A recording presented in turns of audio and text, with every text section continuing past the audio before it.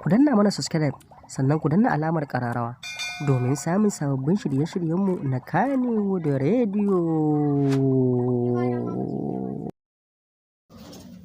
Da alamu gwamnatin Jihar Kano za ta yanke wa Malam Abdul-Jabbar hukuncin da ya dace a kan shi saboda wasu dalilai da suke faruwa a halin yanzu.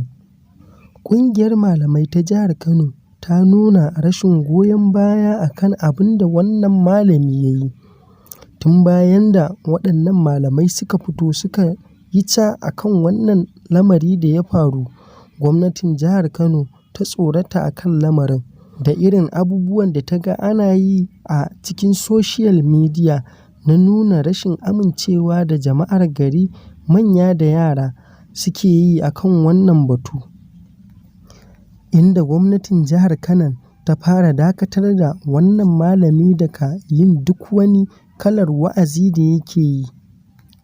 Kuma ga dukkan alamu da suke nunawa, gwamnatin za ta yanke wa wannan malami tsatstsauran hukunci a kan shi. Ku danna mana subscribe sannan ku danna alamar ƙararrawa domin samun sababbin shirye-shiryenmu na Kannywood Radio.